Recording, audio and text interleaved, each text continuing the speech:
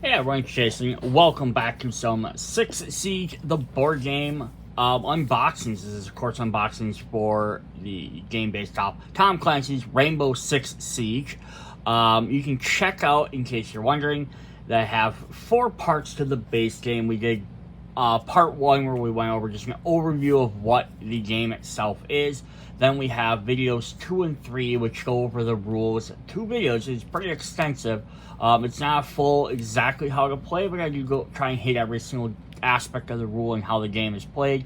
Then video 4 is we actually go through all the different operators. Video 4, I think maybe video, and it's just video 4 for that. We're gonna hop into this. That way, if you guys, we're gonna start going through the different boxes. Each different year or expansion will be its own different video. But I'm just letting you know what the previous ones, which I'll link in the descriptions in case you want to head back and check out one of those first. So you see what the rules are, see what the core operators do, or the different gadgets. Because I'll try and explain them a little bit while I go through stuff in here, but I'm not going to deep dive too much into each of those.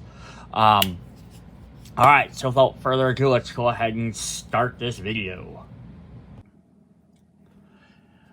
Right into year 3, Hard Breach. This is the green box. So we have our 8 new operators as well as 1 alternate skin for one of them, which we will see when we get to them.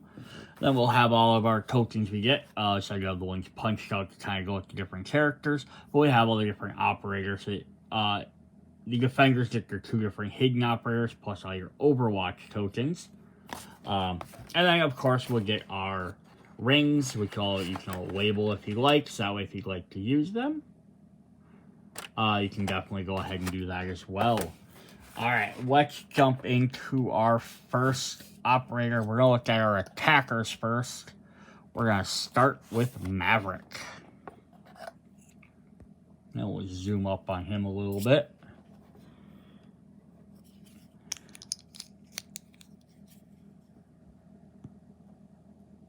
Alright, so here's Maverick's miniature. Kind of cool. It shows him like sniping. We've seen plenty of snipers. The first one I think we've seen where someone's actually just sitting there actually looking down the scope. It was kind of neat if we had someone who's laying prone, like on the ground.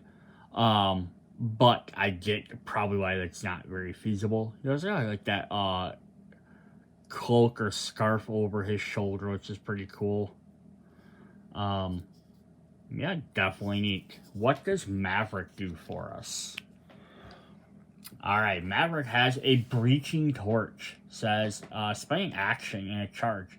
If Maverick is in a space containing a section of light wall or fortified wall, cover that wall with a hold wall token of the matching size, then perform the shoot action through the hold wall. So he's going to get 2 copies of each of these. So there's a small one and a large one. These work the same as any other light wall for protection. They'll give you -2, but they do not block line of sight anymore. So then someone can shoot through them. So that's just really cool, because one of the previous sets, we had a defender that had some of these. Now we get an attacker that gets it. And I like that they're going back and forth with some of these different special abilities. So it's not just one side has access to all of it. Because definitely these guys are going to want to be able to shoot through walls too. That's cool, yeah, so he can place some of them down and be like, hey, we need to get through that wall. I can just go ahead and pop this up, and I can shoot through it, but it still gives me protection if I need it, versus maybe destroying the entire wall. That's actually kind of cool. I love that these abilities, I love what this game is. All these abilities aren't infinite. You only have 5 rounds, right? So each operator, can't use their ability every single round. It's not every round he's going to add a wall. Every round they're going to throw a grenade. They have 2 to 3 charges on most of their abilities. So of the 5 rounds, if they use them in the first 3 rounds, assuming, because if we die later, we can't use them, that's going to leave the last, and then they don't die. That means the last 2 rounds, it might be harder for them because they don't have any extra things to use. It's very tricky, but you also then don't want to. You might also, ignore maybe the first round not using them because they're like, oh, we haven't really got far enough in or had a very good opportunity. So it's kind of cool. It's not just every turn you can use it. You really have to balance between, find that balance between, how early you want to use them and how much you want to risk not dying. All right, so here we have Nomad. Just some desert gear there. Scouting ahead. Got that thing in the back. So I'm guessing there's also kind of like each season or year is I guess probably like themed together based on the expansions in the video game. I'm not familiar with them. It's probably why you get lots of these guys that have very similar abilities, because they're probably like, this year we're trying to focus on this or this location maybe. So she has an air jab launcher, which is a throwable. It's up to 6 spaces. Move an opposing operator from the targeted space to any adjacent free space. Keep the same orientation and any status markers. If the target operator is leaning, return their leaning standing to the opposed leaning player's reserve before moving the operator. Oh, cool. So she has a giant air cannon. Yeah, that could be very helpful. Getting someone out of your way. Because my thought is, I'm thinking here, it's going to keep all their stuff, but you can move them to anywhere else, right? So, like, you can throw them on the other side of smoke, right? Or into a smoke cloud, like, right? So they can't shoot out at you. You could throw them into a fire area so they take damage. You could throw them from one room into an adjacent room, right? If maybe they're watching on the edge of the room, you throw them into the next room over. And the big advantage for that would be is that now they're not overwatching the room that you're going to try and walk into. And it's 6 spaces away, so it's whether you find a room that's wide enough for that. That could be very cool, right? Different objects there. Or we have some characters that can place like hazards on the board. Barbed wire or different mines and stuff. You could throw them into them. It would be kind of cool if she could use it on her teammates as well, to kind of shove them around the map. But I can kind of see why that might be a little weird. But that'd be kind of neat too. Like, hey, I can push you halfway across the board faster. So that'd be kind of cool. But that's just my thought on it. All right, our 4th attacker is Lion.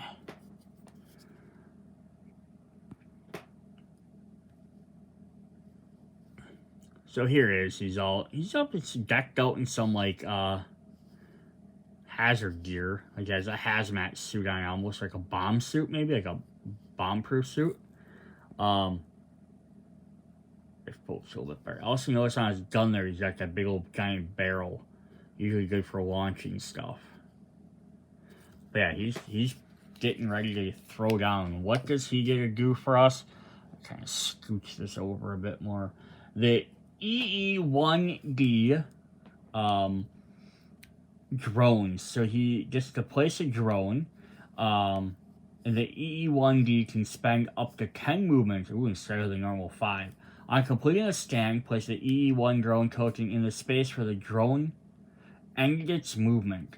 Oh, okay, cool. So he gets 2 of these tokens to kind of show his drone. Kind of a bummer they put a symbol all the way over the top of it, so it's his token, but you can't really see the drone below it. But that's what he gets to do. He gets to place drones. Opposing operators enter the space in the room containing a drone. They end their action when they receive a located marker. That's kind of fun. So, like, yeah, we have the normal drones you can just send out. He can send out 2 of them with extra space, and then they can set up for locating stuff. That's actually really a fun little ability, because you can trigger a lot of other characters. Some other guys that give extra stuff if the guys are located. And it might make the other operators, the defenders, have to be like, oh crap, I have to go all the way around this room now, or do I go in there, take that located marker? Again, it's not like a hit or anything, but it, depending on what other characters are around or what's going on, that might just be whatever. It's a located marker. It's not going to hurt me for this turn. Or it could be like, oh crap, I've been located. Now this negated my other defensive option, or it opened me up to an extra attack, or who knows. It can change very much. Cool. So our last attacker is Finka. So she also has a big old mask like that other guy did, kind of. Like she's getting ready to probably like press a button of some sort.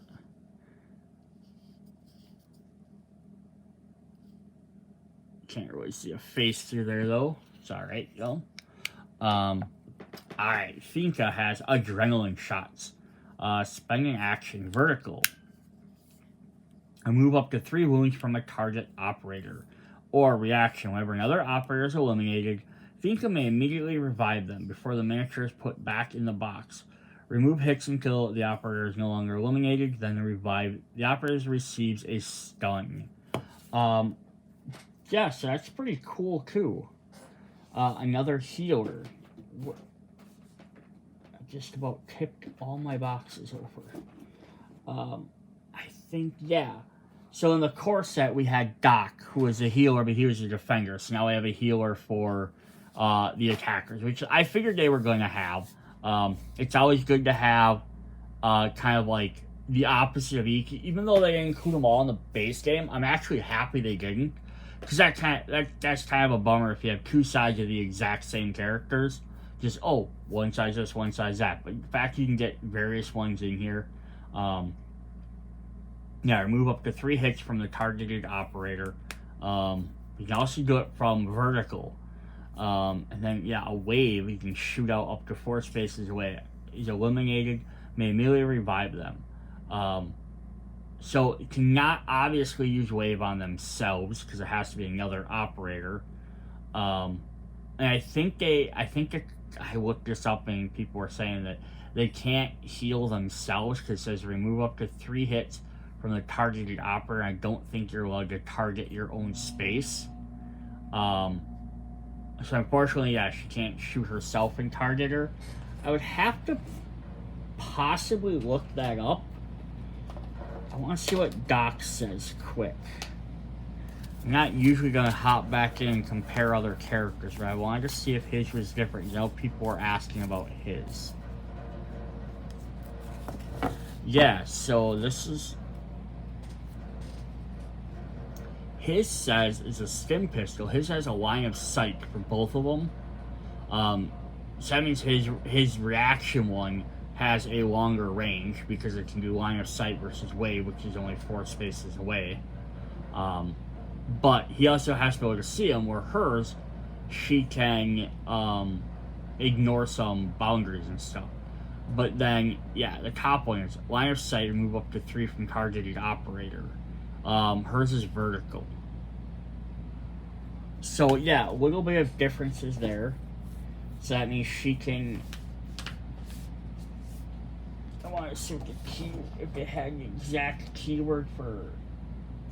Yeah, here's vertical. Gadget must be used from the upper floor. It can target any room. So she has, again, potentially a little bit better. She can't target herself because she has to target a room. So she can't do it, but she can hit anywhere in the room where he has to have a line of sight. So she has a little bit more open range to do it, but he can also do it from a longer distance. It's kind of interesting. I like the fact that they have both, but they're not just carbon copies of each other, which is really cool. All right, let's hop into our defenders. We have our first shield defender. If you've been watching my videos, I've been complaining about the fact that none of the defenders have shields. All the attackers have shields. So we finally get a defender with shield. And of course, we get one, and he's all like bragging, boasting about it. He's like, come attack me. Just really fun versus like all the other guys are like have their shields up or using them. And he's just like, no, come at me, bro. So we have Clash here. So he has the CCE shield charges. If Clash has multiple sources of protection, cancel up to 4 hits from shots targeting Oh, targeting her instead of the 3 eagle. I assumed it was a guy. My mistake. Not generally often do we see bald women. You usually see bald black men. It's very a common thing. No, it's even cool. That's cool. It's got that plastic, that fiberglass plastic like riot shield, which is really cool. But yeah, so it has multiple sources of protection, catch up to 4 hits instead of 3. So, cause she has the shield already, she already automatically has light protection. So this will give her, so all she has to do is be next to an obstacle or a wall or something else to give her at least one other light protection, and she can block up to 4 hits instead of 3. And deployable. Choose one of the operators in the room containing the targeted space. That operator receives a stun and receives a light hit, and that's cool. So we have a operator has a shield to defend themselves, but then they can also do some damage. And stunning is very, I think, going to be a very unutilized mechanic, because it doesn't hurt someone, but it doesn't like stop them from doing actions or anything, but it does reduce their dice down to 2 yellow, which definitely make a huge difference in what you roll, because you have a lot higher chance of obviously rolling less dice, and rolling yellows means more of a chance to miss. Plus she gets potentially a free hit off of them. Yeah, so this is definitely, she can like run in and be like blocking for guys then. Wherever she needs to block, she can hide behind something, get extra defense, and then then stab them with her shield, or shock them, I guess. Not stab. Why did I say stab? Alright. Up next, we have the Maestro. I think this is the Maestro. No, this is not the Maestro.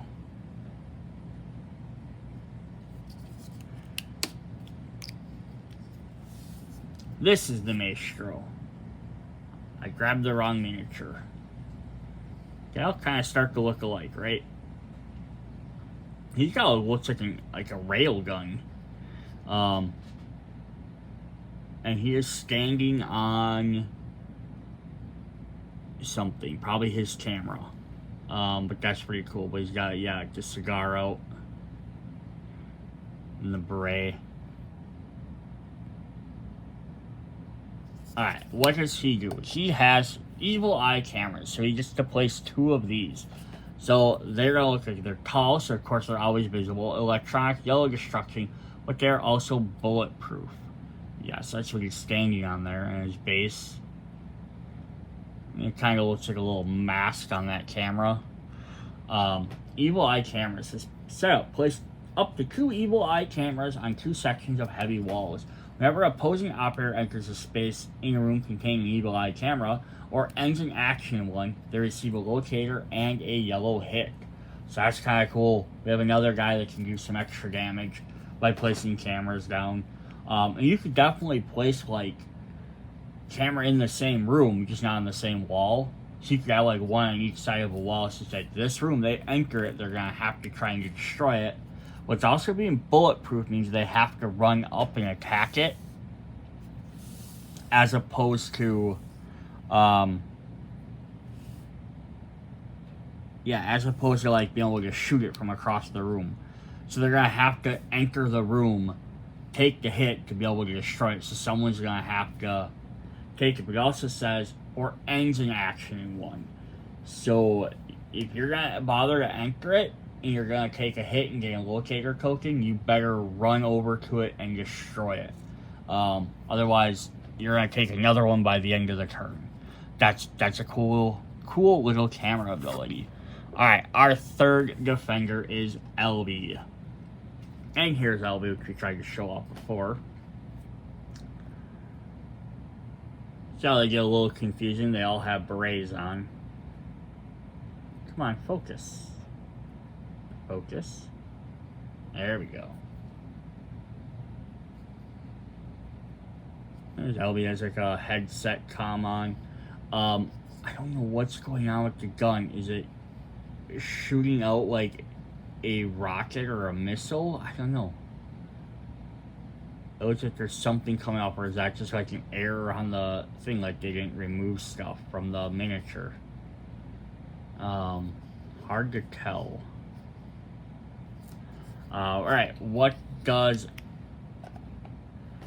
is it Albi? Or is it Alibi? Probably Alibi. Prism holograms. Place Albi's 2 extra decoy hidden operator tokens. Oh. So that's cool. She's got 4 tokens, and if we flip them over, 3 of them are defense. That's cool. I never even thought about that as an ability. If one of Alibi's decoy tokens reveal, put only that token back in the box. The hidden operator representing Alibi's reveal, put all of her hidden operator tokens in the box. Action, reveal one of Alibi's decoy tokens, and before putting it back in the box, move it as if it had 4 movement points. Operators in its spaces entered by the decoy receive a locator token. Ooh, that's kind of cool too. So if they're getting kind of close, you can go ahead and reveal it, but then it's gonna operators in spaces entered by the decoy. Yeah, so you could, like, they're getting close to, like, near you where they could do something. You could have it run into the next room or around a corner or whatever and reveal somebody else. And then it's like, oh, it's not there. That's actually a neat little idea.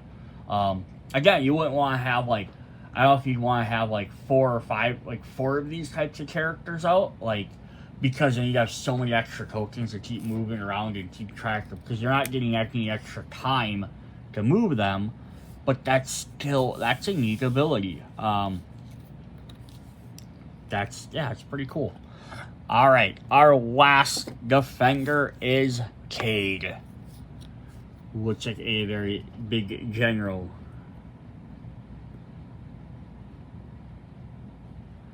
He's got the fist up like stop, or is he being like power to the people? I love the mustache and beard. That's awesome. He always got a little it looks like a crowbar, but I'm guessing it's supposed to be like a sword, like a little saber. He just seems like the type of the portrait looks like the type of person who would have like a saber with him. Well, yeah, look, he has a saber on his picture. That's probably what that is. That's cool. The Ratilla Electro Claws, which has a damage symbol next to it. Place up to 2 Electro Claws in 2 free entryway spaces. So that's these guys. It has a damage rating of, or destroy rating of red. Yeah, so it has 2 of these. So we get to place those guys down. Whenever an operator entering a space containing a Ratilla or targets one with a deployable gadget, they receive a stun and a hit. Opposing drones cannot be deployed in or enter spaces containing a Ratilla. Cool. It has to be in free entryway spaces. So aren't entryways though they're just the up and down arrows, I believe, if I'm remembering right. So much to remember in this game. Yeah.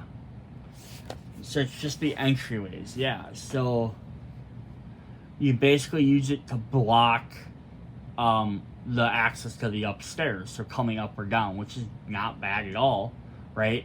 Especially if you think there's some of the maps where the attackers just start outside and maybe their quickest entry is to go through the roof, or like go up to the outside top floor and then come down. At least you can block off some of them, so then they can't get down there unless they want to take a hit and they're stunned, and then or they could send something in there to get rid of it, but it says whenever an opposing so the deployable gadget might get rid of this, but at least they'll take a damage from it first. Then opposing drones cannot be deployed in or enter spaces containing the Ratilla. Interesting. So that also means someone can't be upstairs and send a drone down through that walkway. they have to be down there. That's pretty neat. That's a fun, different ability. Cool. Alright, so our last guy we have is our alternate sting for Maestro. He gets an undead cowboy with this big giant Gatling gun. All them bullets and ammos. Now I wish he had a different ability that reflected this. That would definitely be cool as well. Try to see if you can kind of see his skeleton-y face in there. But that's definitely a cool miniature regardless. This is one I'd probably use for zombie side western. Alright, so he's got the same evil eye ability, camera ability. We don't get any extra evil eyes for that. He just has to share one or the other. But he will have slightly different stats. So on the bottom here, he loses his run because he's carrying a bigger gun. But he gains some extra health. Sorry, I switched that around. He gains 2 run and he loses health for the other one. I'm guessing he drops some of his armor is the idea. But then in the alt one, you can see how his stats change. So he gets, in his range 1 to 3, he has a little bit better damage because he doesn't have the 2 red, but he doesn't have the protection breaker on there. In mid-range, he loses an orange, he just does worse. But then in long range, he gains that extra die, although he does gain the breaker. So it changes a little bit here and there, but it can just kind of like, again, you might like one versus the other. More consistently solid damage on the alt one, but you have less health but you can run. So it's a little here or there, whichever one you prefer. Alright, so that's what we have for Year 3 Hard Breach.